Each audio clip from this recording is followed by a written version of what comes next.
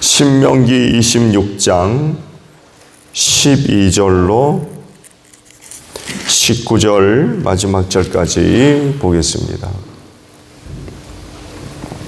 신명기 26장 12절로 마지막 절입니다. 새 해마다 11조를 드리는 해가 되면 당신들은 당신들의 모든 소출에서 열의 하나를 따로 떼어서 그것을 레위 사람과 외국 사람과 고아와 과부에게 나누어 주고 그들이 당신들과 사는 성 안에서 마음껏 먹게 하십시오.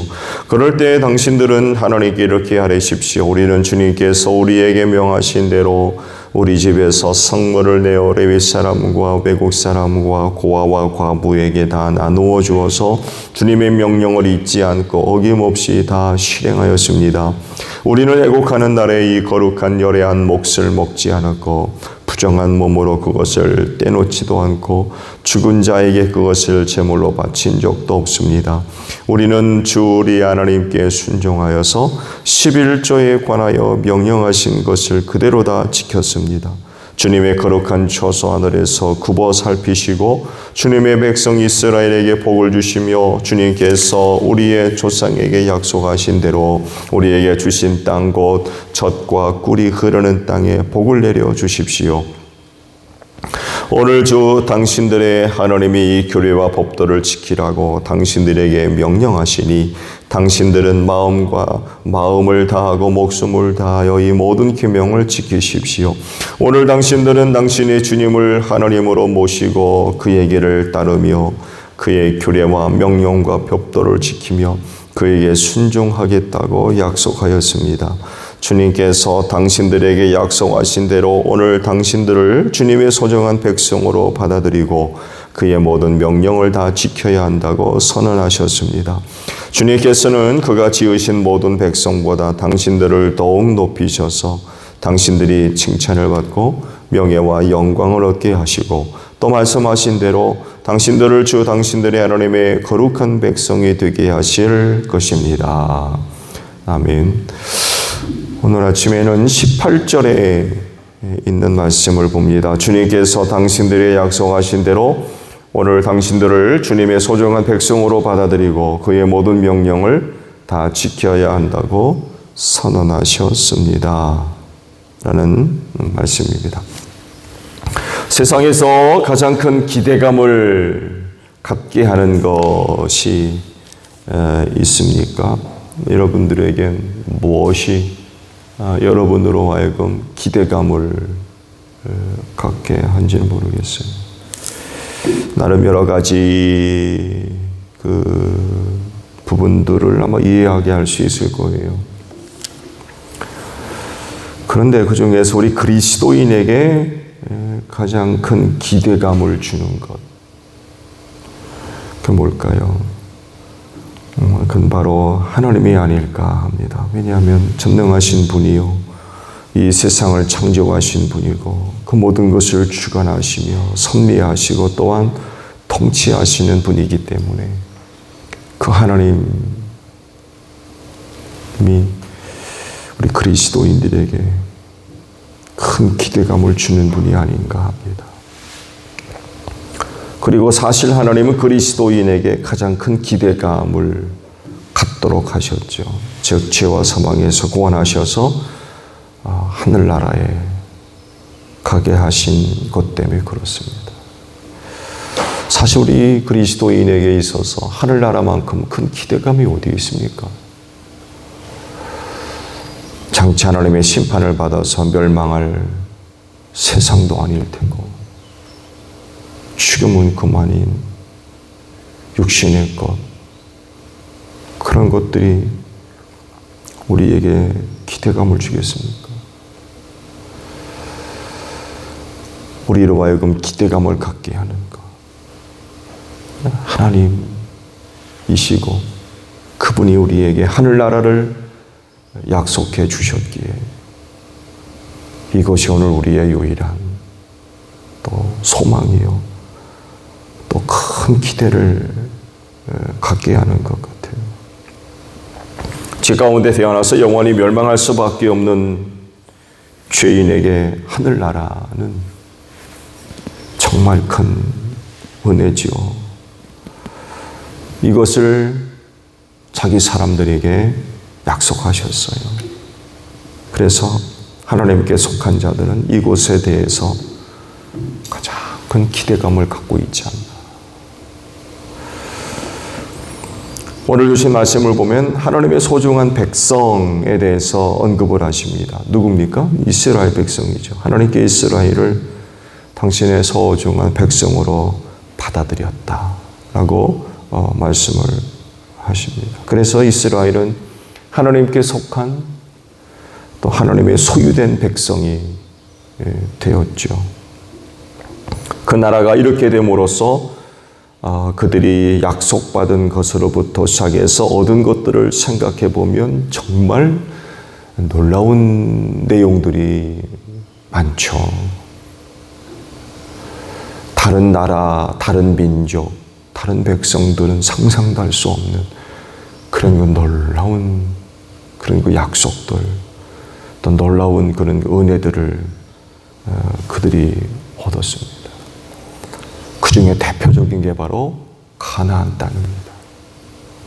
그래서 가나안을 일컬을 때에 젖과 꿀이 흐르는 땅이라고 표현을 한 것 같아요. 실제로 그것이 그런 것은 아닙니다. 언젠가도 말씀을 드린 대로 그 팔레스틴 지역을 끼고 두 곳의 큰 문명이 있잖아요. 이집트 문명, 나일 강을 중심으로 한, 또 유프라테스 강과 티그리스 강을 중심으로 한 문명. 여기에 비하면 가나안은 사실 비교할 수 없을 정도로 좀 적죠. 그러나 그럼에도 불구하고 그 가나안 땅을 일컬어서 젖과 꿀이 흐르는 땅이다 라고 표현을 하셨어요.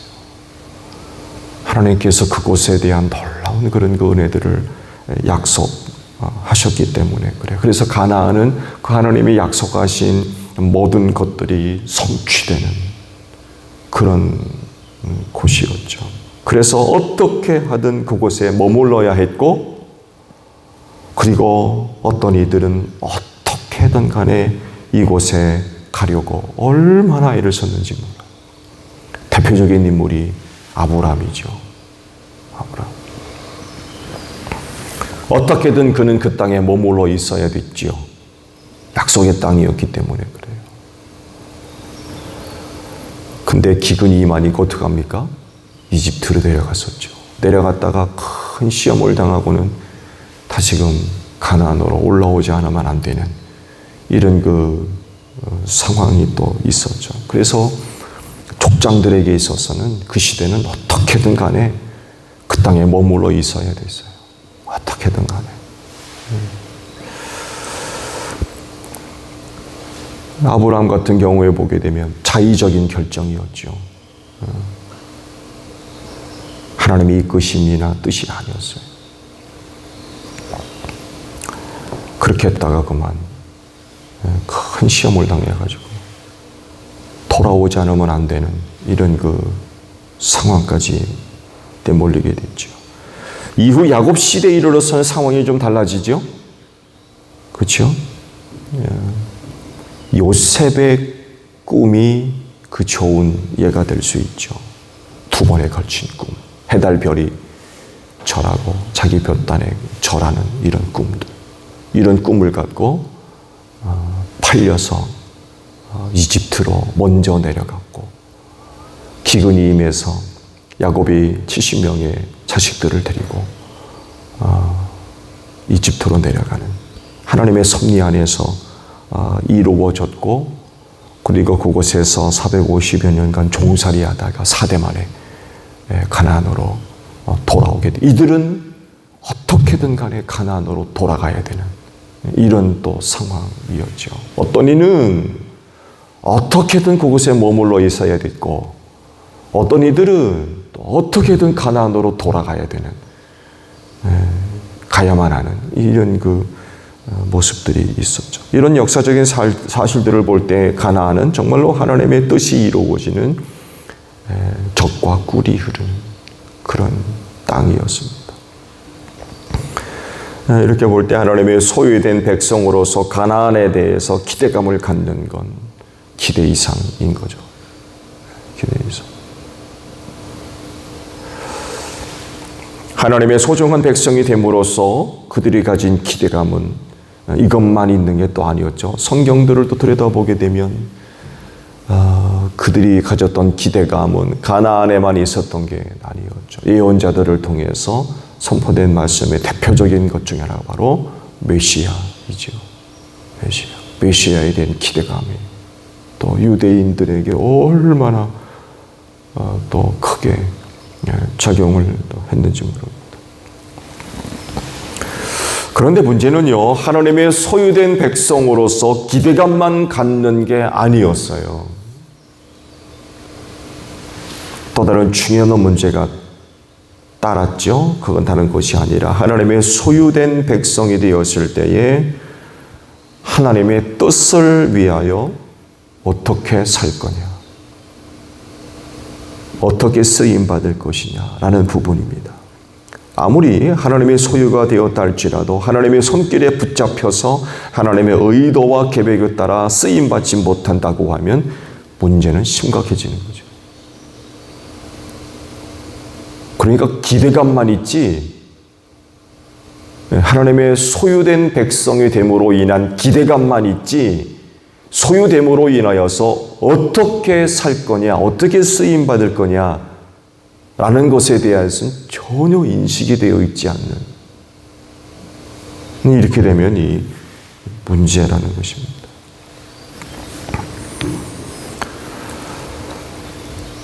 이 문제를 이스라엘이 또 그대로 보여주죠.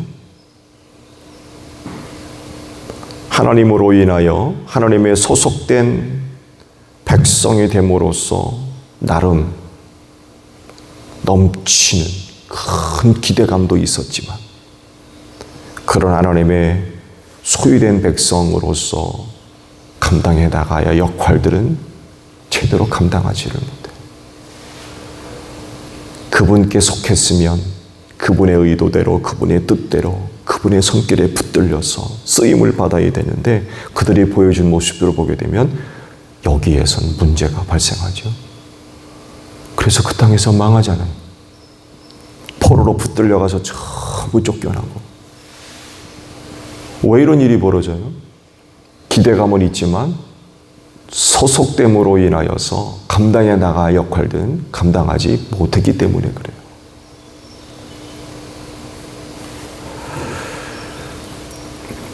그리스도인이 누굽니까? 하나님에게 있어서 제일 소중히 여기는 사람들입니다. 왜 그럴까요? 예수를 믿음으로 말미암아 죄와 사망에서 구원받은 하나님의 자녀가 됐기 때문에 그래요. 이들은요, 하나님에게 있어서는 둘도 없이 소중한 사람들이에요. 자녀니까. 인간적으로 그러잖아요. 눈에도 안 아프다고. 얼마나 사랑스러우면 그런 얘기를 합니까? 여러분 눈에 티 하나 들어가 보세요. 견딥니까? 못 견딥니다. 아파가지고.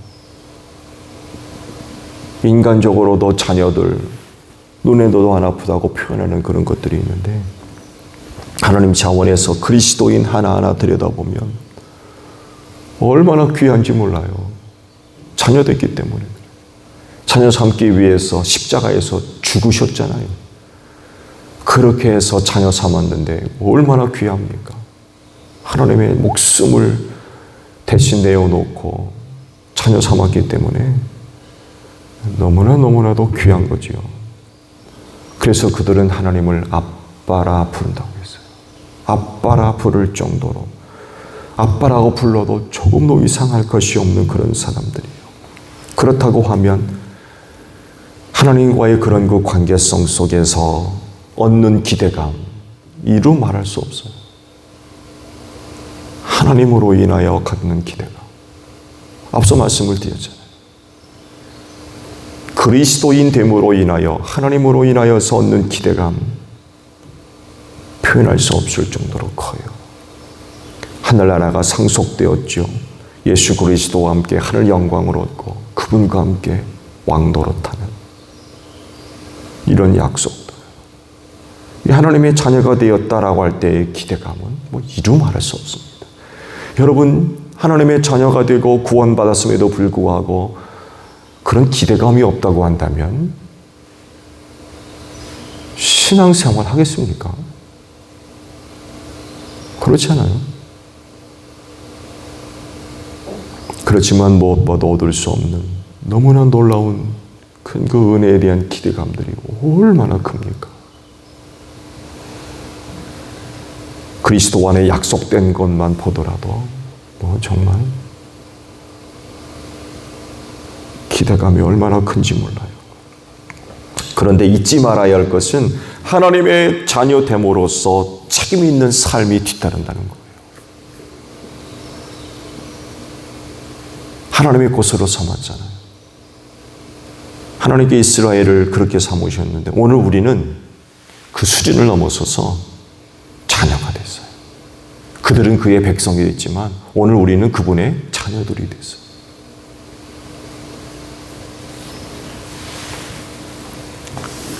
자녀됨으로 인하여 책임 있는 삶. 이걸 잊지 말아야 된다는 거죠. 즉 아버지의 뜻대로 살아야 된다는 거예요. 이젠 더 이상 우리는 사탄의 자식이 아닙니다. 하나님의 자녀가 되었어요. 사탄의 뜻을 좇을 것이 아니라 하나님의 뜻대로 살아야 되죠. 아버지의 뜻을 성취해가는 그런 삶을 살아야 됩니다. 하나님께서 하나님께 자신을 드려서 도구로 사용되어지는 그분이 쓰시고자 하시는 곳에 언제라도 쓰여지는 도구된 삶. 그렇게 삶으로써 하나님의 살아계심을 드러내고 하나님의 뜻을 성취해가는 삶. 기대감도 좋지만 그분의 자녀됨으로 인하여서 살아가야 할 삶. 잊어서는 안 되는 것 같아요. 앞서 말씀을 드린 대로 어떤 이들은 하나님께 속함으로 기대감만 갖고 있어요. 물론 그런 기대감 나쁜 것 아니죠. 정말 좋은 거예요. 그러나 하나님께 속한 사람으로서 하나님의 뜻대로 쓰임받는 것에 대해서는 관심이 없는 이런 모습이 있으면 안 되지요. 하나님의 소중한 자녀가 되었기 때문에 그래요. 예수님은 이것을 알고 계셨기 때문에 아들로서 정말 충성되셨죠. 아버지의 뜻을 이루기 위해서 십자가에 죽기까지 하셨어요. 이것이 바로 아버지께 속한 자녀의 대표적인 모습이었어요.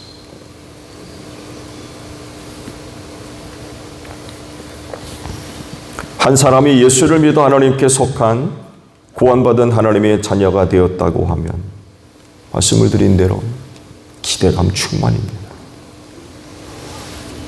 어떻게든 그리스도와의 약속된 은혜를 얻기 위해서 살아가게 되거든요. 하늘나라를 발견했기 때문에 그렇습니다.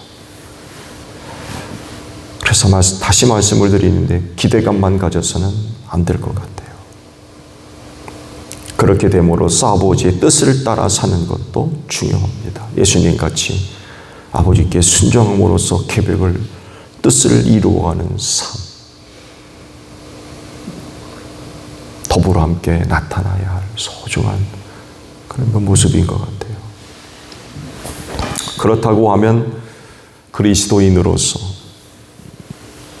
나는 지금 어떨까? 기대감만 있는 건 아닙니까? 혹시 기대감만 갖고 있어요. 아버지의 자녀가 되었기에 누구보다도 아버지께 순종하며 뜻을 이루어가는 삶이 있어야 되는 것 같아요. 예수님처럼. 예수님이 그렇게 사셨거든요.